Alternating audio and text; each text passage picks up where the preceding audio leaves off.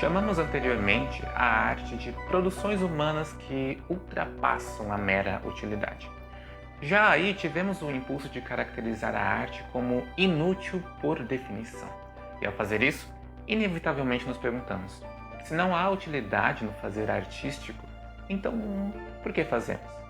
A resposta: porque somos humanos. Se fôssemos como os outros animais, não agiríamos muito além do instinto, o que manteria nossas produções e ações muito concentradas na zona da utilidade, assim como é o caso deles.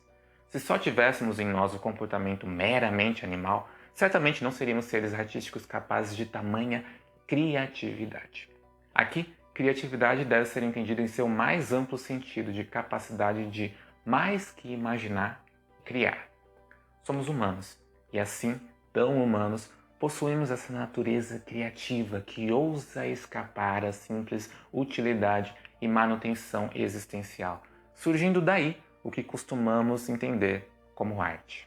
Dessa definição, baseada no conceito de utilidade, podemos induzir um novo conceito. O que se produz visando atender uma utilidade pode-se entender justamente como motivado por sua utilidade. E quanto àquilo que não possui utilidade, mas mesmo assim é produzido? A que devemos essa produção beirando o inútil? Que nome podemos dar a esse motivo aparentemente escondido em nossa natureza humana? Podemos chamá-lo de inquietação. Assim, não criamos porque nos será útil, criamos por haver em nós essa inquietação de criar. Colocamos assim a inquietação como o motivo de nossas ações e criações, especialmente quando não existe utilidade aparente nelas.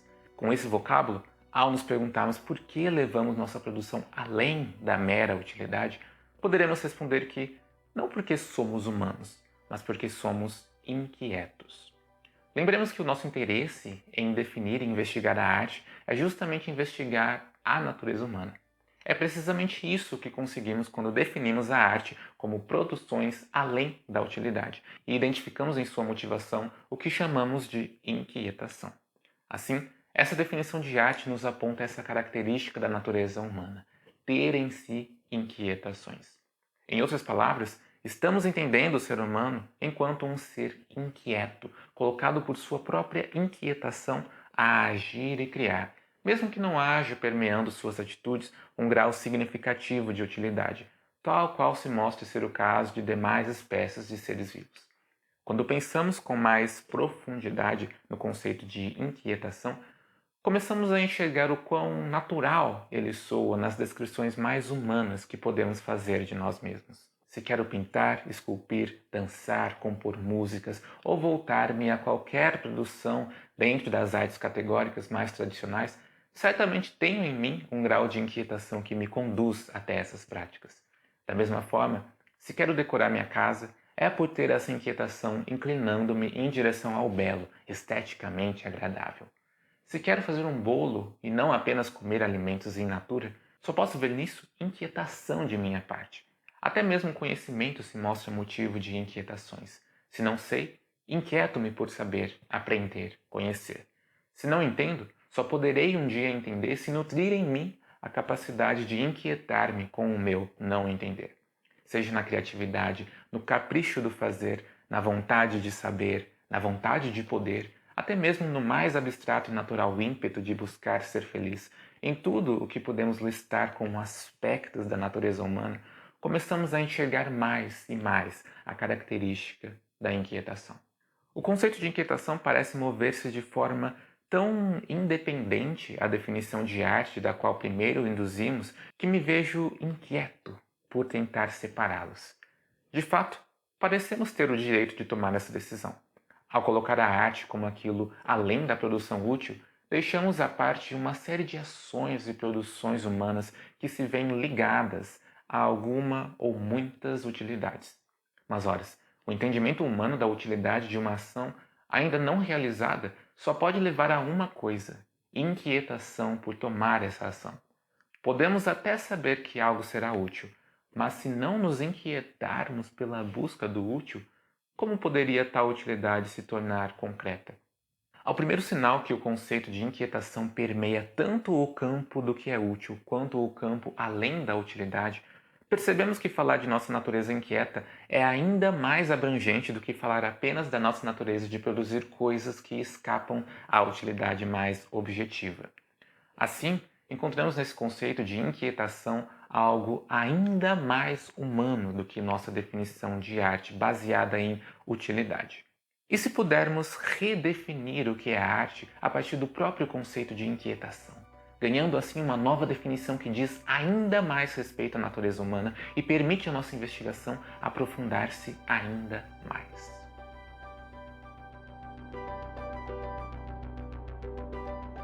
Façamos aqui um exercício, traçar uma nova definição para o que é arte e verificar se, a partir dessa nova definição, podemos recuperar significativa parte daquilo que anteriormente, de forma muito concordante aos nossos sentimentos e intuições, estávamos chamando de arte. Queremos dessa definição que ela seja relacionada à natureza humana e, para tanto, a faremos a partir do conceito muito humano de inquietação. Definamos como arte o produto da inquietação humana. Passaremos agora à prova de fogo dessa nova definição. Antes de mais nada, podemos claramente observar que nossa definição não apenas se amarra, mas se baseia totalmente na natureza humana. Por um lado, isso se dá ao pedirmos que seja produto especificamente da inquietação humana, o que implica em produção humana. Mas por outro, o que realmente torna o vínculo de nossa definição com a natureza humana indissociável é o fato de pedirmos que seja considerado arte justamente o que vem como fruto desse aspecto tão natural nosso, o jeito inquieto de ser humano. Em outras palavras, estamos dizendo que o ser humano é inquieto por natureza e chamando de arte todas as produções oriundas dessa inquietação que em nós se encontram. Posta dessa forma, a arte é consequência necessária do ser humano. Mas é esperado que nossa definição estabeleça diálogo tão direto, íntimo e necessário com a natureza humana. Afinal, tomamos o cuidado para que ela assim procedesse. Verifiquemos se nela podem se encontrar pelo menos algumas das definições anteriores, pois de nada nos serviria uma definição coerente, porém vazia. Comecemos por ver se existe intersecção com a definição da arte que parece fortemente habitar o imaginário do senso comum, as artes categóricas. Seriam a música, a pintura, o cinema, o teatro e todas as demais categorias reconhecidas como artes produtos da inquietação humana? Basta nos perguntarmos, como um primeiro exemplo, por que alguém pensaria em produzir uma música. Não se pode comer ou beber uma música, muito menos usá-la de abrigo, proteção ou qualquer outra função vital. Não se pode atribuir à música pela música qualquer utilidade objetiva. Dirão que a música ganhou utilidades comerciais. Mas além de ter nascido e muito se desenvolvido independentemente desse tipo de utilidade, não há nada nesse uso posterior que justifique a música ser como ela é. Não parecem existir utilidades atribuídas à música que justifiquem o porquê de ela não ser de outro jeito, ou sequer o porquê de ela existir. Imaginemos um mundo sem música e, pragmaticamente, teríamos o mesmo mundo. A música não tem razão de existir além da inquietação humana em si. Se jamais tivéssemos nos inquietado por produzir algo sonoro, ritmado, melódico, existiríamos muito bem sem a música. Portanto, a música é um produto da inquietação humana. Analogamente, podemos pensar a respeito de esculturas, pinturas, peças teatrais, romances, poesias, danças e todas as demais produções das artes categóricas. Não fosse a inquietação humana por criá-las, elas não precisariam existir. Vemos assim que a definição das artes categóricas está inclusa em nossa definição de arte enquanto produto da inquietação humana.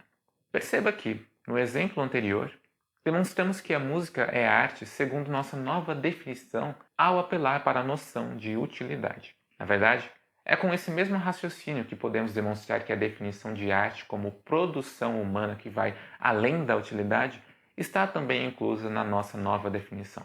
Ora, dizer que uma produção está além da utilidade é afirmar que ela não tem uma razão de ser além de nossa insistência por produzi-la. Em outras palavras, nossa inquietação por criá-la. Portanto, toda produção que escapa à utilidade é produto da inquietação humana. Não poderíamos, no entanto, esperar algo diferente, pois encontramos o conceito de inquietação do ser humano justamente ao olharmos para as suas atividades no campo além da utilidade. Só voltamos a este ponto para esclarecer que sim, nossa definição recupera com naturalidade a anterior, pautada na definição de utilidade. Cabe ainda ressaltar que ela não se restringirá à definição anterior, o que também já deveria ser esperado. Preferimos o conceito de inquietação ao de não utilidade, justamente porque a inquietação também invade o campo da utilidade. Veremos então a possibilidade de tratar mais coisas como arte, não só apenas produções e atitudes para as quais não conseguimos identificar prontamente utilidades objetivas. Guardarei outros exemplos de artes úteis para vídeos futuros, onde trataremos em contextos mais apropriados. Mas, para não ficarmos sem nenhum exemplo, basta considerarmos a presente série de vídeos. Logo no começo do primeiro deles, afirmei tratar-se de um trabalho iniciado a partir de uma inquietação específica e com uma proposta, ou seja, uma utilidade bem definida. Portanto, este projeto, Ser Humano, Ser Artista, entende-se como arte a partir da nossa nova definição e, tendo sua utilidade posta, já serve como prova que o que chamamos agora de arte inclui mais elementos do que a definição anterior. Ao identificar o ser humano enquanto um ser inquieto, podemos nos perguntar quais são possíveis e prováveis consequências dessa inquietação. Nossa nova definição de arte naturalmente nos leva a essas questões, querendo conduzir a nossa investigação da natureza humana a partir delas. Aqui se mostra a vantagem estratégica de adotá-la. Poderemos estudar com cautela a relação entre artistas e suas artes, intermediada justamente pela inquietação, podendo até mesmo pensarmos de forma representativa em artistas categóricos, mas abrindo meios para que nossas conclusões possam valer não apenas para pintores, cantores, dançarinos, escultores, etc., mas para todo e qualquer indivíduo, pois serão conclusões obtidas a partir da natureza inquieta do ser humano, comum a todos nós, não apenas a artistas categóricos. Poderemos olhar para o músico, o que o leva a compor, a tocar, ensaiar, apresentar-se, seus dilemas, conflitos internos com sua inquietação musical, até mesmo conflitos externos para fazer sua arte acontecer, ser aceita, ter valor e assim por diante. Poderemos olhar para a relação músico-música e entender o quanto ela pesa em considerações pessoais sobre sucesso, felicidade, amor, paixão, sonhos, ambição. Poderemos averiguar comportamentos específicos do músico que só se dão por estarem motivados por ou correlacionados à sua música. O que for aprendido a partir do exemplo do músico e de forma análoga observado também nas relações escultor-escultura, pintor-pintura, escritor-escrito, etc., poderá ser entendido num âmbito mais geral, na relação entre ser inquieto e sua própria inquietação. Estaremos assim fazendo justamente o que nos propusemos inicialmente nesse trabalho: estudar a natureza humana a partir do estudo da natureza artística. A riqueza que poderemos tirar de nossa definição de arte enquanto inquietação vem justamente da sua flexibilidade. Por um lado, ela é universal, dizendo respeito à natureza humana como um todo, o que nos caracteriza enquanto humanos, como nos comportamos, como tendemos a encarar a vida e assim por diante. Por outro, ela consegue ser tão particular quanto cada arte é para cada artista. Apesar de serem todas inquietações e poderem ser entendidas da mesma forma, cada ser em si tem sua inquietação tão singular quanto si próprio. Outra vantagem de analisarmos a arte de forma mais universal é que exemplos tirados das artes categóricas costumam trazer certos aspectos, dilemas, problemáticas de forma muito mais evidente e contundente do que em outras artes um pouco mais longe das categorias usuais. A própria inquietação parece ser mais simples de compreender em artistas categóricos do que em outras pessoas a quem o senso comum não chamaria de artistas. Ao ver o sofrimento deles, o forte ímpeto por perseguir sua arte, o contentamento que dela podem obter, ou mesmo o que poderia ferir a relação artista-arte e as dores de tal ferimento, estamos olhando exatamente para a inquietação humana e suas consequências. Chegando até aqui, os mais inquietos poderão perguntar: afinal, temos bem definido o que é inquietação? Nossa definição está clara o bastante para, em cima dela, definirmos a arte e caracterizarmos a natureza humana? Ironicamente, tem aí os inquietos por saber se atingimos um entendimento do conceito de inquietação, uma amostra do próprio conceito. Para acalmar tais corações inquietos, vamos averiguar a questão. No primeiro momento, podemos identificar dois tipos principais de inquietação. A primeira delas, mais instintiva, tem um teor mais animalesco. São exemplos a fome, a sede, o sono, o ímpeto de luta ou de fuga e por aí vai. São inquietações instintivas que mantêm não só humanos, como diversas outras espécies animais vivas ao levarem os indivíduos a ações que, de um jeito ou de outro, tendem à autopreservação.